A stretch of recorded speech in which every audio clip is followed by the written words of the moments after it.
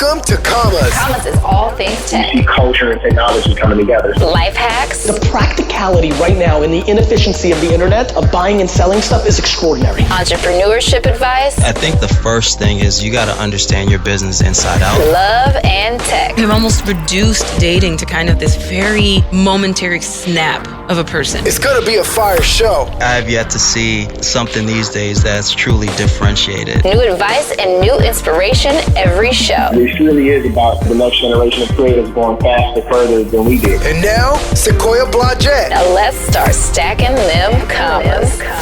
We are talking all things tech, and on this episode, we'll hear from an attorney who is helping us get our business legal right. You'll find out what you need to know in order to launch your company the correct way. And Dr. Allie is back helping a couple of callers get the most out of their digital dating game. It's gonna be fire! Entrepreneurship advice. Learn from the hottest and most successful investors, founders, and innovators in the game. Determine your greatness. It's time to get your knowledge up. Okay, for sure. It's your girl Sequoia on Commas, and we've got special guest Jaia Thomas, a Los Angeles-based sports and entertainment attorney who also assists business owners with intellectual property matters such as copyright and trademark registrations. Welcome to Commas, Jaia. How's it going? Good. Thanks so much for having me. Yeah, thanks for taking the time out. I know you're in the middle of going through litigation and getting yourself together, so thank you for popping in. Anytime. So let's start out with your background. Where did you study law? So I went to law school in Washington, D.C. I went to George Washington University for law school and then practiced in New York City for several years before eventually relocating to Los Angeles. Oh, wow. And so your focus has been heavily planted in sports and entertainment. When did you decide to start focusing on entrepreneurship? Great question. So I didn't really start to decide to focus on entrepreneurship until I actually became an entrepreneur. So pretty much all of my life, I worked for other companies or law firms or organizations, but it really wasn't until I started my own law practice that I saw firsthand a lot of the issues that come with being an entrepreneur. So it really wasn't until I started my own practice that I decided to also start working with other entrepreneurs and helping them, with their journey in the legal world. That's interesting. But what were some of those issues that popped up for you that you were like, oh, I could help other entrepreneurs solve this? Oh, gosh, everything. And I always say this, going to law school taught me about the law, but it didn't teach me about running a business. Right. And I don't have an MBA.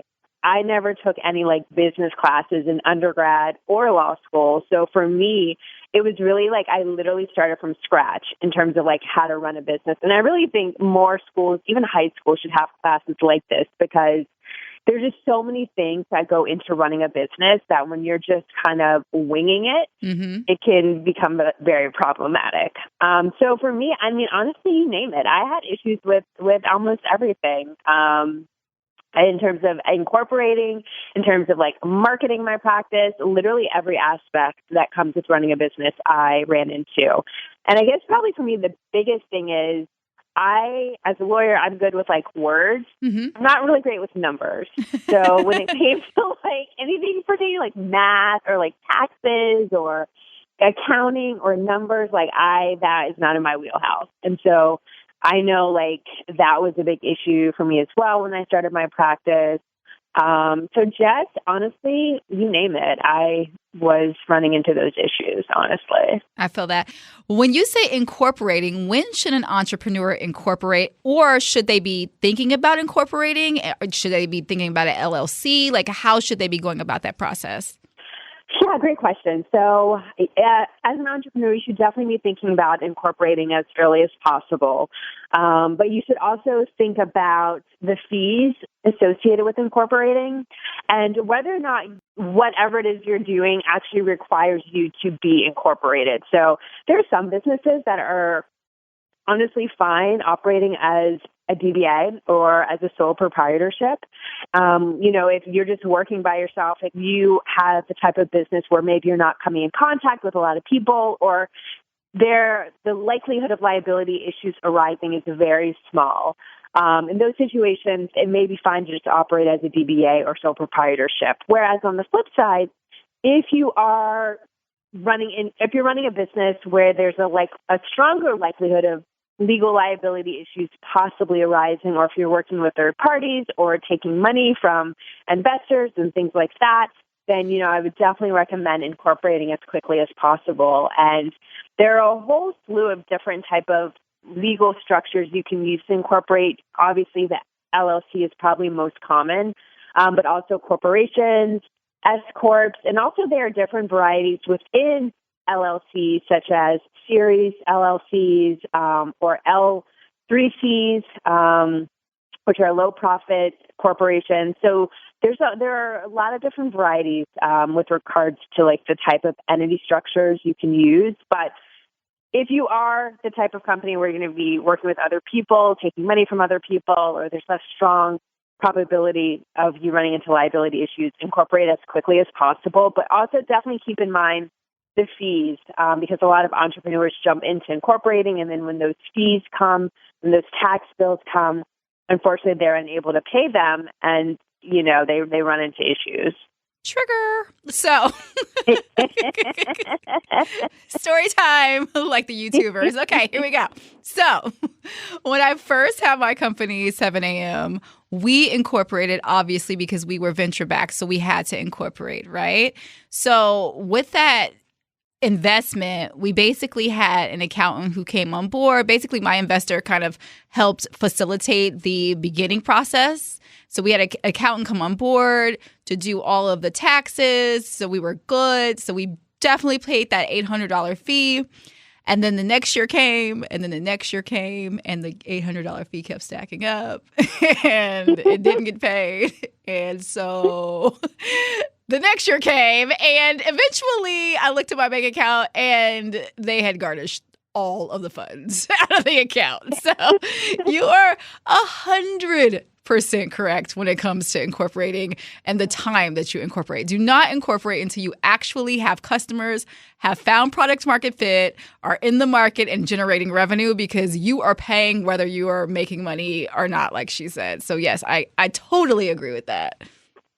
Absolutely. Yeah, and just do your homework before, because every state has different rules. So before you incorporate, just make sure you do your homework, especially if you're, doing this without an attorney. Make sure you just do your homework and your research in terms of knowing what all the fees are for that state and when they're going to become due. Right. And then also, depending on the type of entity you have, you're going to have to apply for different qualifications to, work for, whether it be California or Delaware or wherever your incorporation is. So you're being double taxed. So talk a little bit about that. Right. So you can legally incorporate in any of the 50 states. I live in California, but if I want to incorporate in Texas, I can. So you can incorporate in any state, no matter where you live. But if you do incorporate in one state and the bulk of your business, is taking place in another state, or you are conducting business in another state, then you will have to file paperwork in that other state as well and pay tax in that other state as well. The second state would be known as a foreign LLC or foreign entity, separate from the initial state that you incorporated in. So keep that in mind as well. Every state has different definitions of what they define as doing business in their state. It can be anything from opening a bank account in that state to hiring employees in that state. Every state has their own definition. So just make sure you're familiar with the definition of whatever state, you do plan on doing business in, to double check and make sure you're not going to have to file paperwork in that additional state as well, because it can all add up. But could it also be beneficial, because I know with my investor, he obviously wanted us to file in Delaware because it's investor friendly. So we had to, because I don't live in Delaware, we had to file the California foreign qualification to operate in California too. So could that be beneficial down the line for your taxes and all that other great stuff? Yeah, it definitely can be. It definitely can be. So there are definitely pros and cons to it. But yes, it can definitely be beneficial depending on the situation. Okay. And what are some other filings that entrepreneurs should have when going into business? Ooh, so you definitely want to incorporate. Well, depending on the type of business you have. But even if you don't incorporate, like as I mentioned, you can always also file a doing business as, which is a DBA, to protect whatever company name that you want to use. You also need to file for trademark registration if you have a logo or a name or slogan associated with your business. You want to make sure that you file, and that's on a federal level. You want to make sure that you file the paperwork to protect that with the United States Patent and Trademark Office. And you want to protect any other IP associated with your business right away. And then there are a whole slew of other contracts and agreements entrepreneurs need to get started. But those are some of the preliminary things that just kind of think about. Oh my God, trigger number 2. So many triggers. So when we first had my first company, 7 a.m., it wasn't called 7 a.m. when we first started, and basically had set up everything, the domain name, the website, had started marketing, pushing it out. Found out another woman in, I think it was Washington, D.C., literally had the exact same name that we did. And her company was very, very similar. So it ended up costing me double because we had to go back and literally file the the trademarks all over again. And it was crazy. And the funny thing is, she didn't even have jurisdiction. She didn't even have a trademark herself, but she had jurisdiction. So she was already using the mark. So regardless of when, whoever filed it first, it doesn't matter because if you're using the mark, then you have jurisdiction over the mark is what I learned. So, I made the mistake so you guys don't have to. Yeah, I can't tell you the number of times I've had clients come to me and want to register their company name or their logo 6 years after they've been using it. And it's like, then when I go into the trademark database, it's like, this has been taken and you're kind of a day late and $1 short. So many people wait until it's too late to properly protect their intellectual property, and it can cause so much money on the back end. That's the other thing about entrepreneurs. I'm going to get a little sidetracked for a second. So many people want to save money, and they're starting out, and I get it because, you're trying to watch every dollar, but it's like you're either going to spend the money in the beginning or you're going to have to spend double to just have someone clean it up, at the end. So, a lot of people don't want to spend the money to get a trademark or to have an attorney help them out with some things. And 9 times out of 10, it comes to bite them in the rear later on. 100%, because it certainly did bite. So going back to paperwork and filings, what about when you have a co-founder? How should you be separating your entity? Should it be a 50-50 split? Should you guys have paperwork going into it? What does that process look like? Absolutely. So you definitely need paperwork going into it. If you are going to business with somebody else, before you do anything, finalize that paperwork with whoever it is you're going into business with. That's another huge issue I see with a lot of entrepreneurs. They go into business together and they don't sign any paperwork. They don't draft any paperwork that outlines what their business relationship is going to look like. And that's a huge mistake because oftentimes, well, I won't say oftentimes, but a lot of times, you go into business with someone thinking it's going to last forever, and it's almost like a marriage. Mm-hmm. And there are a lot of times where it doesn't, and you don't go into a business thinking that a year from now, you and your business partner are going to split, but things happen, people's lives change, people get into disagreements, people want to walk away.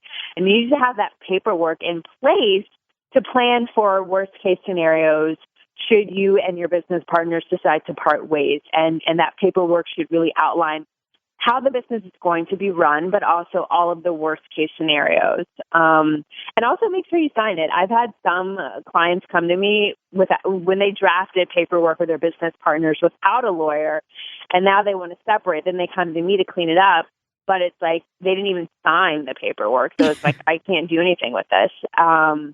And also, for entrepreneurs looking to save money, this is paper that you can even draft yourself. You don't necessarily need a lawyer to draft, a partnership agreement. Now, I would recommend one. But if, just to get off the ground, if you just want to solidify, a couple of things before you, really get off the ground, you can write that up yourself and just sign it, and it's just as valid as an attorney doing it. So let's talk about saving money.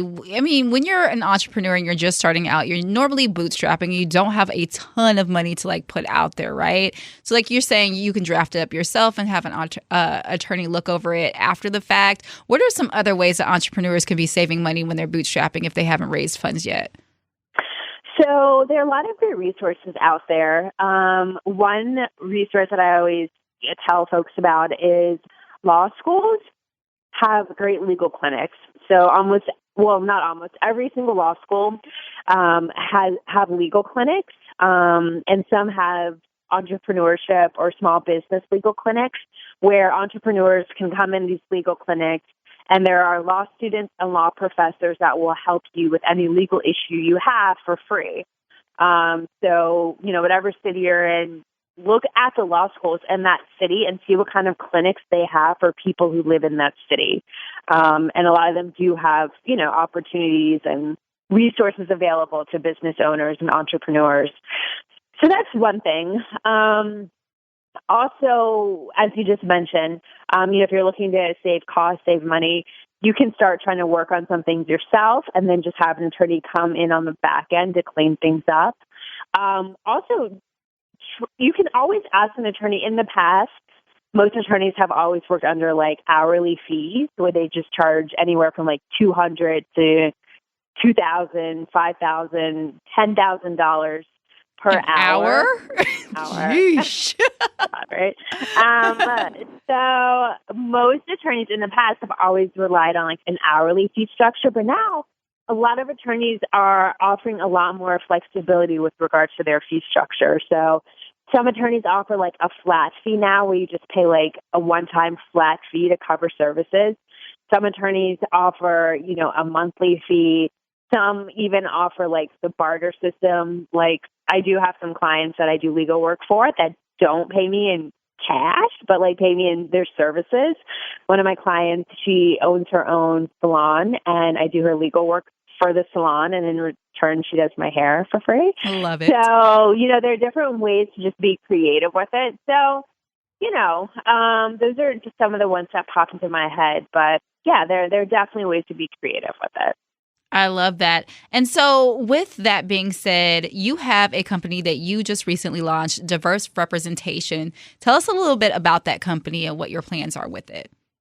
Thank you. So I'm super excited. A couple of months ago, I launched a new database called Diverse Representation, and it is a comprehensive list of African-American attorneys, agents, managers, and publicists who work in the entertainment and sports industry. Entertainment and diversity are two really big hot topics right now, and there's just been so many conversations about diversity in the entertainment industry, but we don't really ever talk about it from the perspective of the folks brokering the deals and who are the true gatekeepers of the industry, which are the agents, attorneys, managers, and publicists. And they're just still huge disparities when it comes to who's hired by talent, even Black talent, and studios and players. Oftentimes there's still a huge misconception about what an agent needs to look like or what an attorney needs to look like for them to be effective. And so my database, my website, seeks to close that gap and shatter a lot of those misconceptions.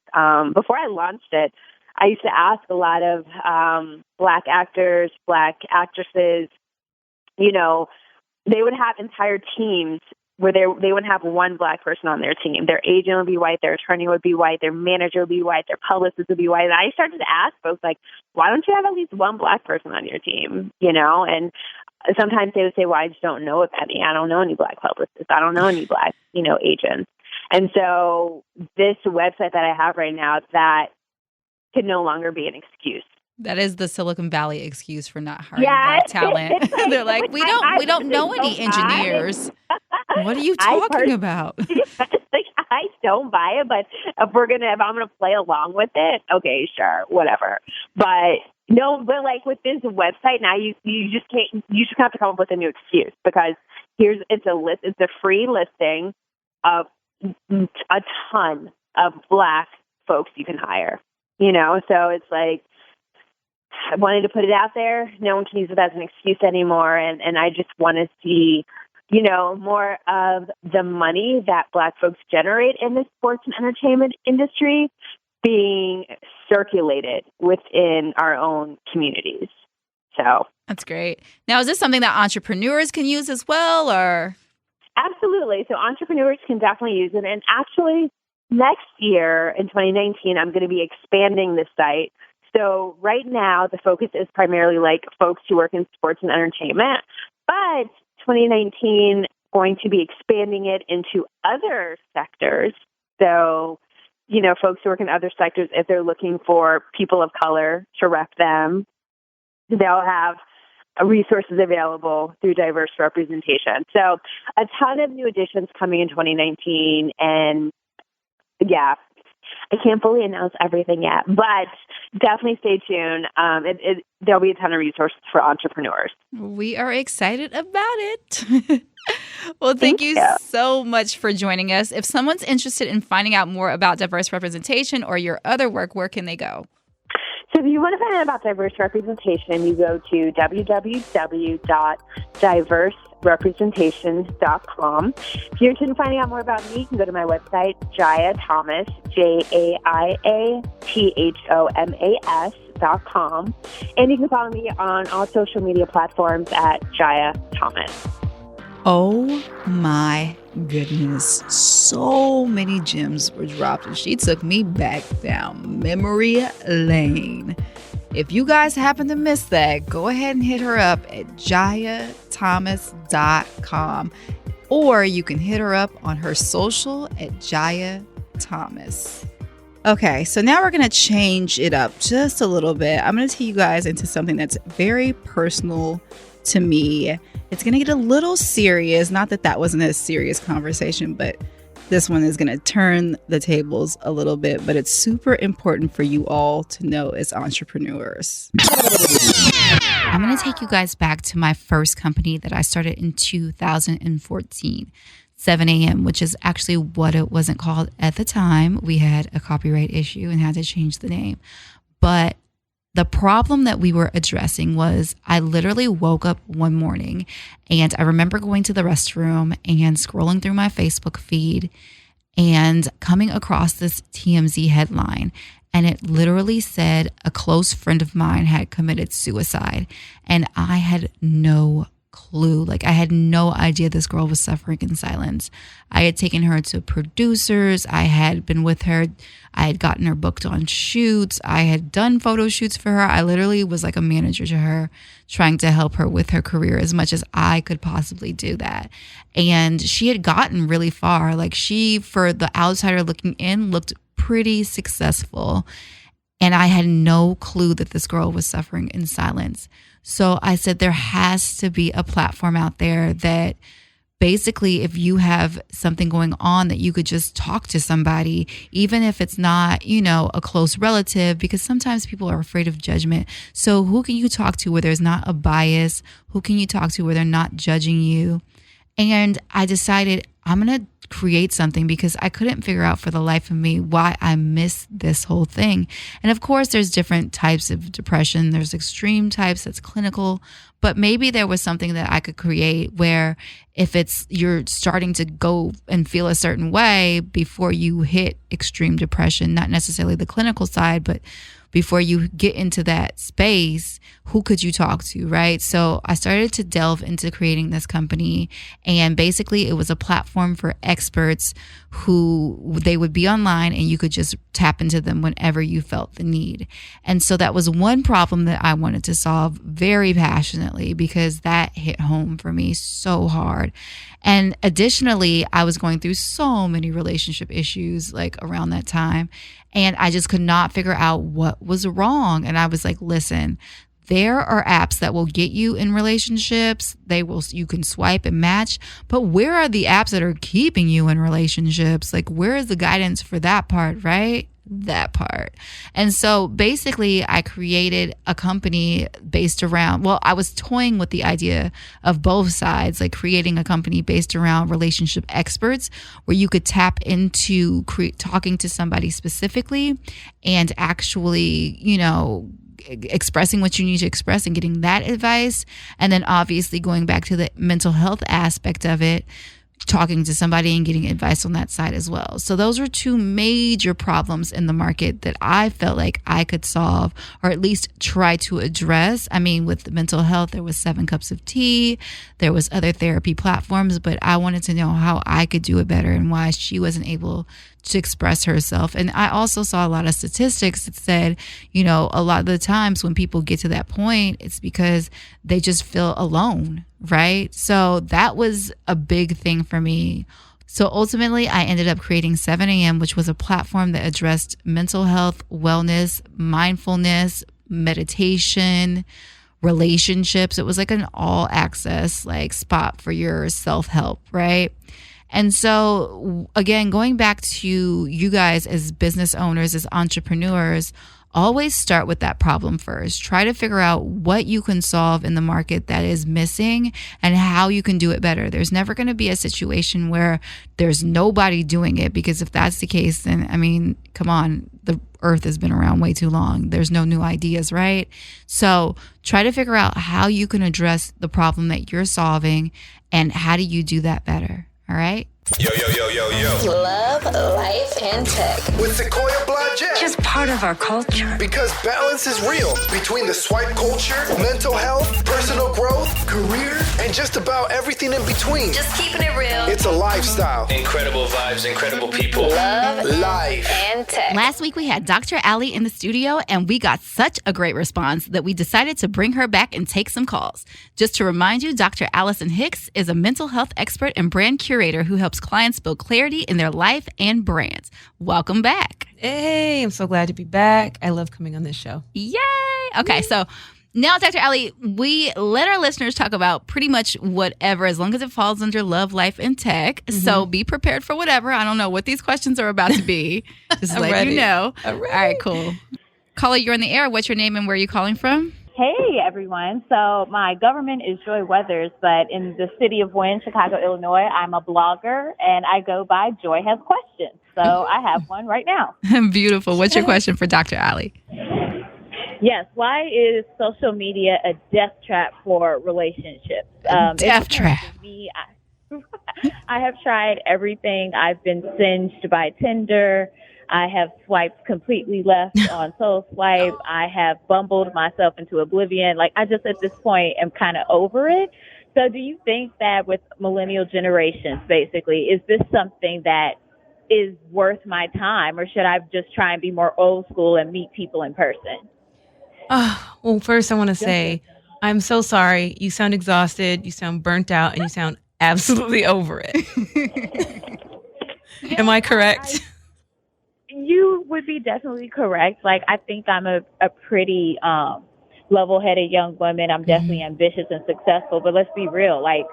I follow a long line of other successful women of color who are dealing with the same thing. So it's just what do I do at this point? Do I just freeze my eggs and be Mary Jane, or do I just keep trying? First of all, I love Mary Jane and freeze away because Gabrielle's winning right now. But so number one, I would say you are absolutely not alone. Dating apps and dating websites, I think there's over 50 million people that are actively using dating apps. They started, in the 90s with Match.com. And so when you have that many people in one place, you are going to have to engage in this kind of numbers game, right? Because basically back in the day when we used to date, 100, 200, 300 years ago, the only people we got to choose from were the 65 people in our hometown and people who live within about 30 miles of where we were because we could only take a horse to get where we were going. So it was so much easier to date because it's basically like, are you my brother? No? Let's get married, right? That's real. Right? It was like, you're my third cousin? I think we got this. And so now we have these insane amount of options where you're on eHarmony, you're on Match.com, you're on Legend, The League, you're on Bumble, you're on all of these apps. You're being approached by hundreds of people, possibly a day, thousands of people in a week, in 2 weeks, in a month, and it's overwhelming. And so we kind of end up engaging in this very quick behavior where it's like, nope, blue jeans, hate him. Nope, I don't like his ears. Nope, I don't like this. And it's this... We've almost reduced dating to kind of this very momentary snap of a person, right? But I will tell you that there's definitely something positive on the other end where actually 4% of marriages in the United States started on eHarmony. Wow. Actually just on eHarmony. 17% of Americans that get married are getting married because of dating apps. And so I will say, maybe find some IRL dates too, so you can kind of, date like back in the day. If it makes you feel better, go out to, a place that you enjoy going to is one of the first things I tell people. So figure out what you like to do. I love museums. So go to the museum. Right, girl? We need to go out. So go to a museum, go someplace that you really enjoy, go alone with the intent of just kind of being there and soaking in the environment. And if you meet someone, that's great. You guys have something in common. You're both in a place where a lot of people wouldn't technically be. And so I say balance your online dating life with an IRL dating experience where you're actually getting yourself fed by something just by experiencing it. And at the same time, maybe you meet the person that you want to be with for the rest of your life. Wow. Okay. Well, that actually just put a little battery in my back, made me feel a little bit better. Hey. Yes, girl. Because I called in like, this is about to be something. I don't know how to feel. But no. Okay, then thank you. I did not know that statistic about how many relationships or marriages are actually starting from online dating. That's it. And actually those marriages last longer. Well, and I'm a little frustrated with that stat. 'Cause I'm like, how do we know? Because it only has existed since 95. Right, that's real. That's real. So I'm a little hesitant with that stat. But they say that relationships that start online are actually a little bit more resilient to breaking up because everyone coming into the situation wants to be in a serious relationship. Most people on dating apps want to be in a serious relationship. Whether or not they want to be in that relationship with you is the question. But a lot of them are coming looking for something serious. Not everyone, but a large majority of them. And most people on dating apps are men. So there's more men on dating apps than women. I'm sure the numbers break down differently based on each app. And so women kind of have the advantage where there's fewer of us. We're a little bit more desired. And so take that. And I'm telling you, eHarmony seems to be one where a lot of people get married from. So check them out.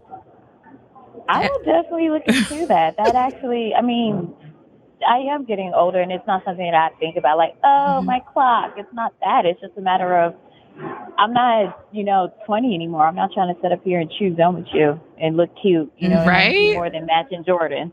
So can we match these financial bank accounts? That's it. Can we match these bank accounts? Can we match these careers? Can we match these like life dreams and goals? Exactly. I'm not just trying to hold my hand up like Quincy and Sanaa from Love and Basketball. Like I need foundation. Thank you. Then. And then another thing, I don't know your ethnicity, but interracial dating and marriage is also up as a result of having more access to larger groups of people because we normally tend to date people that we know or people that we know someone that they know. And so people tended to date within their own ethnic group.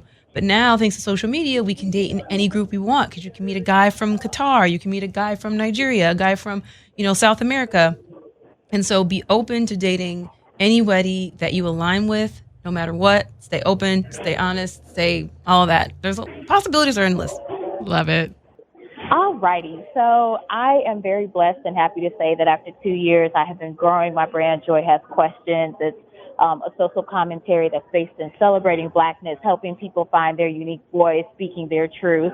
And it's something that I really am very strong and passionate about, right? So after seeing a lot of organic growth, and knowing that I have excellent content based on, feedback that I've heard from everyone, I invested in a social media manager, and she has done a phenomenal job. We're two Black girls, out here just trying to make it in this social media sphere. Mm-hmm. So she basically was able to raise my followers from 1,800. I now have 4,500 followers. And in terms of like spam accounts, it's under 3%, which is ridiculous. That's so right. She hustles very hard. Sheesh. Right. She hustles very hard, and I'm super happy about that. Yeah. I think the biggest thing for me is I know I have a sound voice, and I know that she's getting me real followers, but sometimes I'm concerned that my engagement is still low. Is there anything that I could be doing to help optimize that, or any like strategy suggestions you might have in terms of how I can make my engagement more so match my numbers? Yeah, engagement is something that's tough. Algorithms change a lot on Instagram, and in the last maybe 2 iterations I've seen, there's been a drastic decrease in people's engagement. And so that's partly, in my own mind, I think they want us to start paying more for ads. Pay for the ad. But one thing I would say is consistency. So doing something consistently, specifically like lives, can be fabulous, because lives keep people, like, it's the one thing that they have to do, and they have to come and see you when you're doing them. So I would say, set a time and say, at 9:30, I'm going to be taking questions. You can DM me tonight and I'll answer your questions in the morning, or you come on and we can split the live and I'll do it with you so you can be on air with me.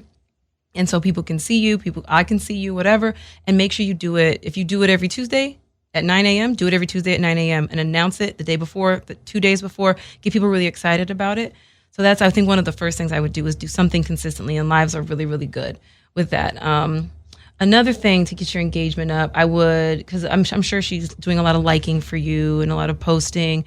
I would also, do you have a separate list of email addresses that you have of people who have maybe signed up to your website or anything like that?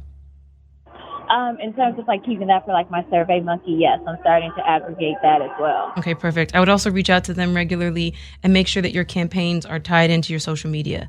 So make sure you're emailing them all the time, like, well, this is something that's going on in my social media. This is going on, this is going on, that's going on. And because if you are selling something, sometimes people like to get handouts or special gifts. Or right, they love giveaways. Giveaways. So see if you have something you can give away, even if it's like tickets to a Michelle Obama night. I mean, I'm just saying. I felt that. I really did. Good. Yes. Right. I mean, good, yes. I would sign up for anything. Right. I am on your list. I mean, that's an excellent suggestion, especially seeing how I have a pipeline directly to concerts. So yes, that would be phenomenal, actually. There we go. I'll sign up. Do like a party with Joy has questions. There you go. That's and I think too, just to add to that, Dr. Ali, a lot of people like to engage with you in real life too. So if you do like a meetup based off of your Instagram and say, hey, first 10 people who sign up can come meet me XYZ, because people want to know who you are, right?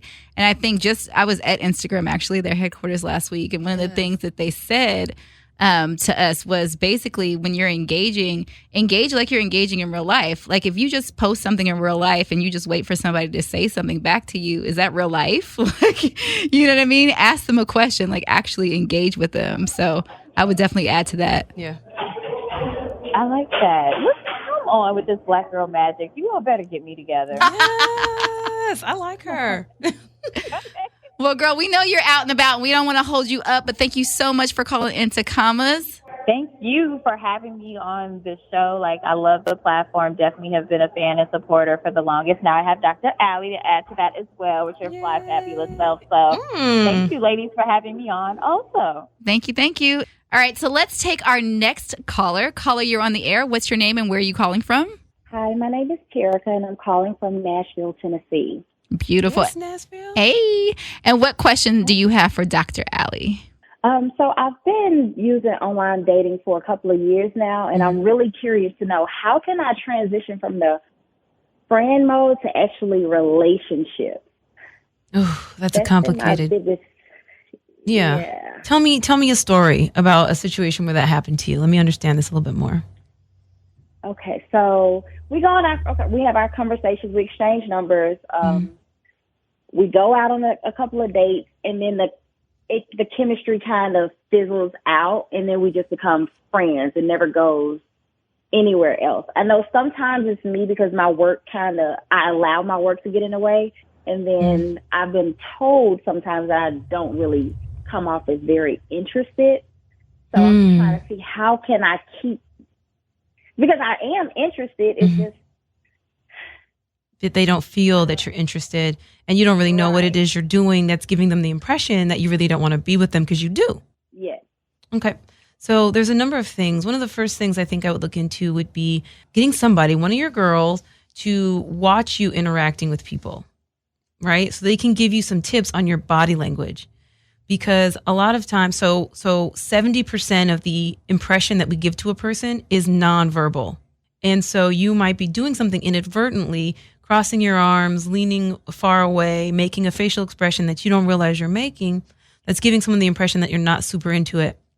And then I think you were also saying something about your career. So you're busy a lot. Is that what you're saying? Yeah, I travel weekly for work. Consulting? Yes. Girl, it can be hard. So when it comes to that can be a little bit more difficult. But the way I look at it is when you're in a complicated and unique circumstance, then the man that you're supposed to be with stands out that much more. When you find the right guy, the guy that can work with your schedule, because maybe he has a schedule too. Maybe he has a lot going on and he doesn't have time to kind of be like up underneath someone all the time, and he likes your independence and he loves how much you love your career and he loves how driven you are. And then all of a sudden you will look at him and he will stand out so much that there won't be a question. There's almost 50 million people on dating apps right now, which can be overwhelming, but at the same time can really be beneficial, especially since a little over half of those people are men. So there's more men on dating apps than there are women. So it gives you an opportunity to be a little picky.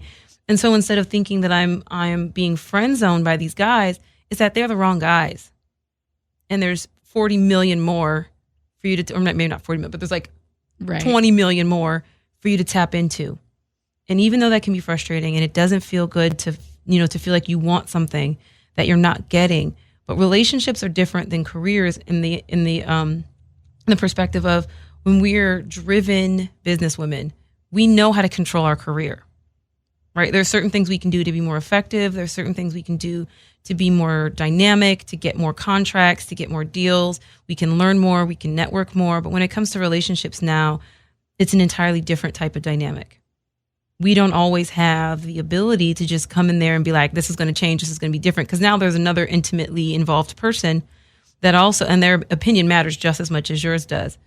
And so one thing I would tell you to do is take some time to kind of love yourself and realize that this isn't you. Because it sounds like you're kind of making it like, what am I doing wrong? It's me, it's me. It might not have anything to do with you. You're being beautifully who you're supposed to be. Keep being beautifully who you're supposed to be. Work on some of the rough edges that we all have. And realize that at some point, you're doing the right things to find the person that you want to spend forever with, or at least an extended period of time with. And that person will come.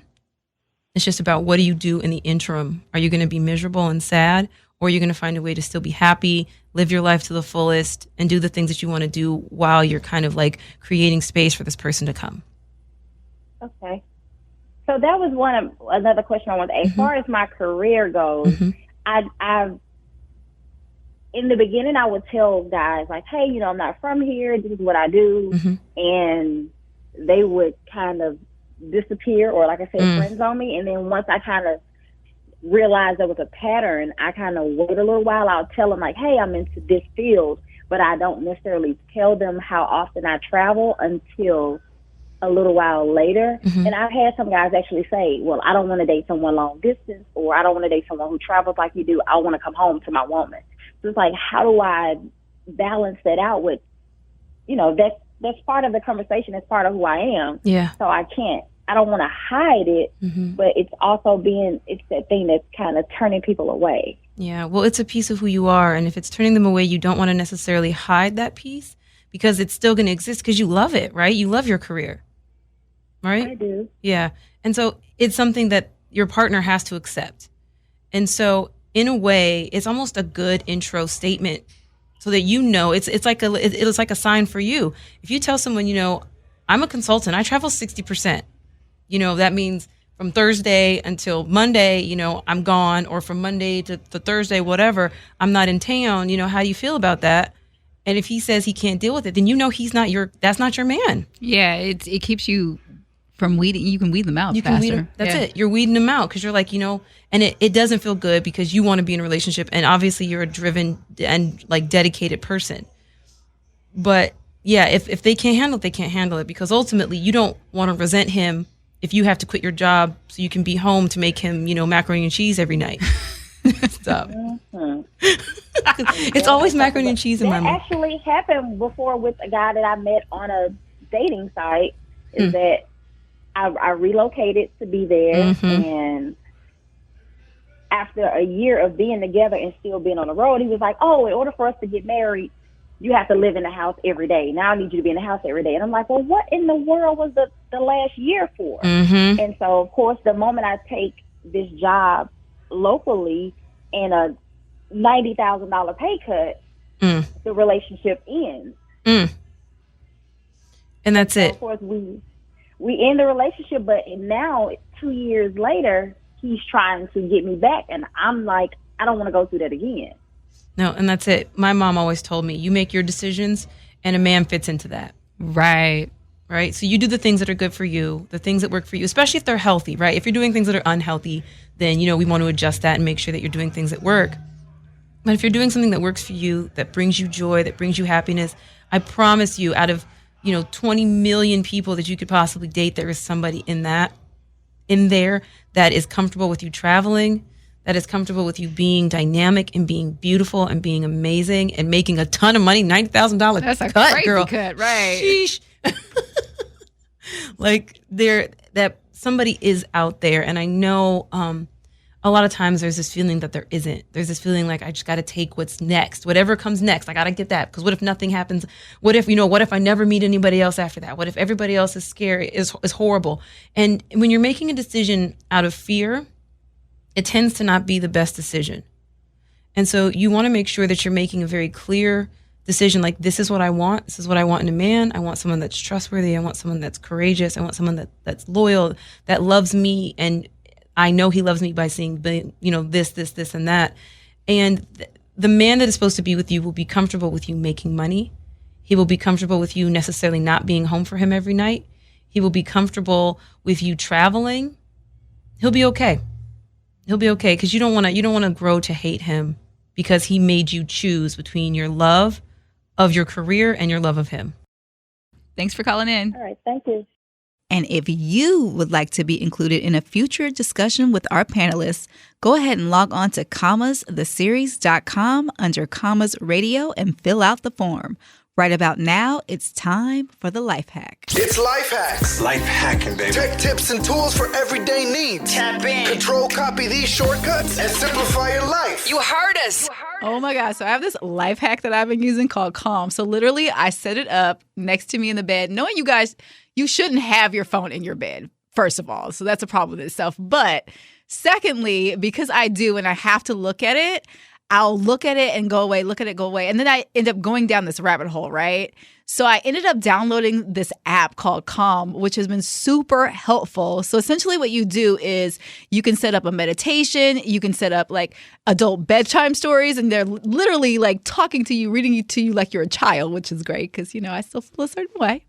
So I'll listen to these stories, and next thing I know, 20, 30 minutes later, I'm knocked out. I'm done, right? And so for me, that's the life hack, Calm. But also I realized that you can set up your phone. I don't know if you're an Android user or an iPhone user, but I realized you can set up your phone to the do not disturb and the bedtime mode. So you don't get any emails, any texts, any calls, anything until the morning. And so that literally has been so super helpful as well. So I would definitely say if you're struggling with sleep, your life hack is Calm, and you can download that in the App Store. This is The Plug. You know who's the plug. It's time to get caught up on the hottest in tech. Keep it locked, you heard? With Sequoia Blodgett. I see you, little mama. I launched my first company, 7 a.m. in 2014 after a long stint of working in the entertainment industry as a commercial and music video director. it was hard. Even though I was venture backed by one of the biggest VCs in the game, I still was so confused as to how to actually run, grow, and scale the company. I didn't understand how to convert customers quickly and efficiently. I didn't understand which marketing tools to use and how to create sales funnels. I didn't understand staying niche in the beginning and not boiling the ocean. I didn't understand how to stay motivated during extreme times of loneliness and not getting the results I was expecting. After several years, we ended up closing the doors. I started studying hundreds of really successful entrepreneurs to find out how they not only kept the lights on, but were scaling rapidly. After officially walking away from my first company in 2016, several years later, I launched Commas, a virtual entrepreneurship resource center. Yes, we're actually a company. I built it to help you guys understand why raising capital too fast will actually hurt you, why you need a team around you to iterate quickly and stay sane, why your business has to stand out because so many people are doing the exact same thing. There are no new ideas, and why it's important not to push your personal life to the back burner. Consider Commas as your entrepreneurship resource guide so you can avoid making the same mistakes that I did. We cover all things from product to marketing to publicity and fundraising. You can learn more about Commas, the actual platform, by visiting commastheseries.com. You can also hit us up on our socials at Commas the Series. Until next week, it's your girl Sequoia, and I'm out.